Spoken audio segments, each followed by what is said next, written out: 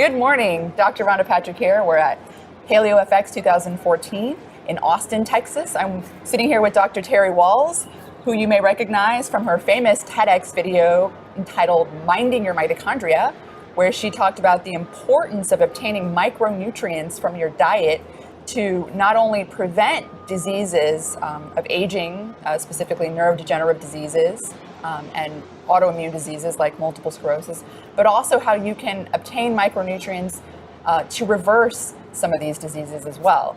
And she also has a recent book called the Wahls Protocol, which we'll probably talk about in a minute. So thank you, Dr. Wahls, Terry, for joining us. Oh, thank you. I'm very pleased to be here. Yeah, so tell us a little bit about your findings on how important certain micronutrients are for mitochondrial function and how that relates to diseases. Well, like you, in medical school, I had to memorize all sorts of reactions involving my mitochondria, which mostly I forgot. But sadly, we never got taught what we needed to eat to fuel those mitochondria. And as I became ill with the progressive MS and was confined to a tilt recline wheelchair, I got motivated to start reading the rat and mouse studies and started reading about other diseases with shrinking brains. And that led to being turned on to mitochondria and then being turned on to what were the things I could do to help my mitochondria, which then led me to Dr. Ames' work and the interest and passion in micronutrients. Right. So mitochondria are so important for so many different cellular processes inside your body. I mean, they literally are the energy producing machine, so to speak. And I guess something that you found very interesting was that these mitochondria require certain micronutrients. Right. So as I think about it and I communicate the message, you're going to need the whole family of B vitamins. You'll need minerals, magnesium, zinc, sulfur. You need to protect the mitochondria from poisons like arsenic, lead, mercury. And then because mitochondria are really packaged membrane factories, because it's in the membrane where all these reactions happen, the essential fats are critical. And what makes it a little bit crazy, our low-fat society is very damaging to membranes because membranes are fat. So you need saturated fat, cholesterol, omega-3 fats, omega-6 fats. One of the things, this takes me back to an interesting observation I had as I recovered and I started adding more greens into my diet. So this is after 4 years of tilt recline wheelchair. I discovered I had this incredible craving for greens. I was probably having, easily 9, 12 cups of greens every day, raw. Wow, 9 to 12 cups. Of greens. I'm a big lady, over 6 foot tall. And then I got well enough that I felt like, okay, I could travel, go to scientific meetings again, and I went. And when I got away from my food, I crashed. I was, in about 36 hours, I could tell cognitively I was declining, energy declined. And I'd come home and my significant other would have a huge salad bowl of greens and I would devour that. And so then the first couple of years I would travel with bags of greens because I just realized I had to maintain that high intake of greens. 6 years later, I don't need as many greens. I have more nutritional reserves so I can travel and my vegetable intake will dip somewhat, but I don't become symptomatic with fatigue and brain fog now. But it really took me about 4.5 years to fill my tank, apparently from all of that micronutrient deficiency that had probably contributed to my illness. And we create this huge micronutrient deficit, this huge hole that you have to dig out of. So I can convey to my patients that you've got a very, very deep hole. So not only you're not meeting the nutrition requirements for maintenance, if you want to heal, you have to go far beyond the recommended daily allowance of nutrients so you can dig out of your micronutrient deficit hole. Right.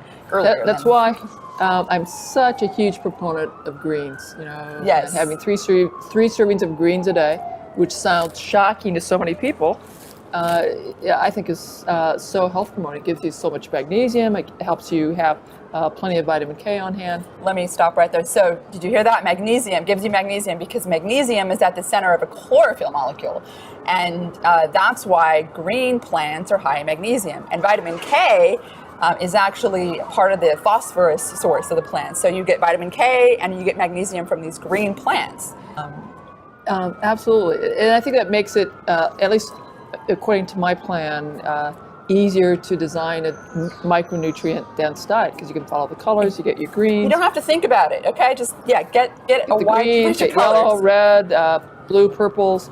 And then I talk about the sulfur-rich vegetables. I'm sure you have some comments about the critical role of sulfur Yes, in definitely. the brain and in our detoxification pathways. Yes, so sulfur was necessary to maintain the inner membrane structure of the mitochondria. Oh, excellent. Interesting, right? Interesting. yes. And when they depleted rats of sulfur and they looked at like their liver mitochondria, I mean, the structure of them was like there was huge holes in the structure. And so if your Interesting. membrane structure is not proper, your mitochondrial metabolism is not Can't going to work. be proper. Sulfur also is very important. It's an important thiol group. And these thiol groups are very important reducing agents, and so they're potent antioxidants. Things like glutathione Yes. it's a thiol containing Yes. antioxidant. So I'm a big proponent of the cabbage family, garlic family, and mushrooms.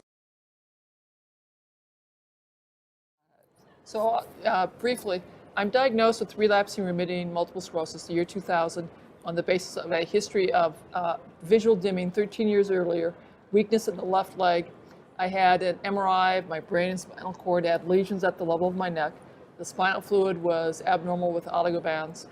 I was diagnosed with relapsing remitting MS. I then, being an academic doc, wanted to see the best people in the country. I went to the MS clinic at the Cleveland Clinic, took the latest drugs. Still within 3 years, my disease had transitioned to secondary progressive.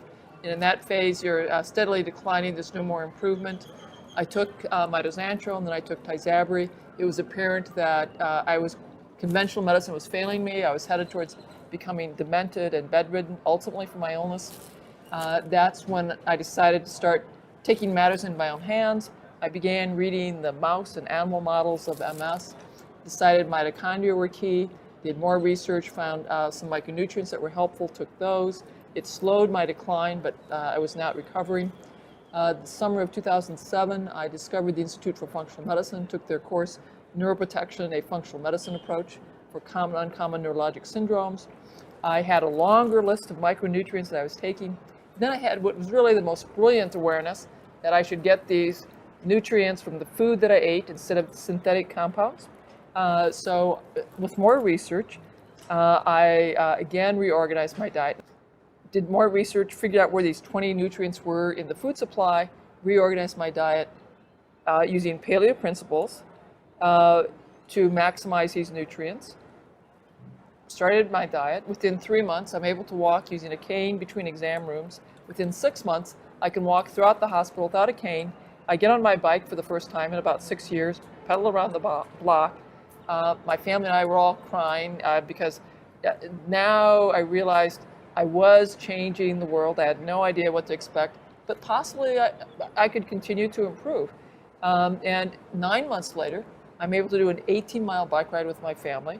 The following year, I do a trail ride in the Canadian Rockies.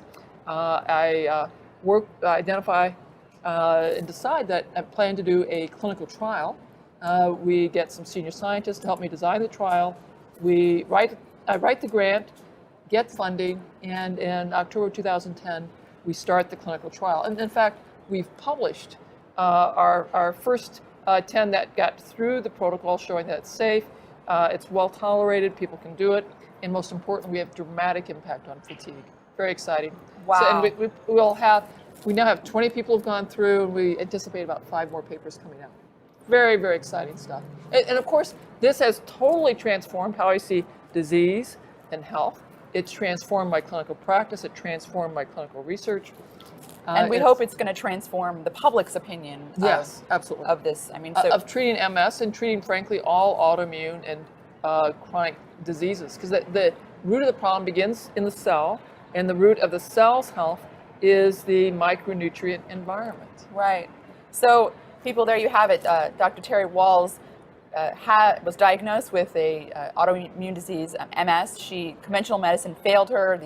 These pharmaceutical drugs she was taking were not helping her. In fact, it seems as though the disease progression continued on. $40,000 a year. She decided to take matters into her own hands. She figured out a common mechanism that was common between a lot of brain dysfunctional disorders, which was mitochondrial function is very important.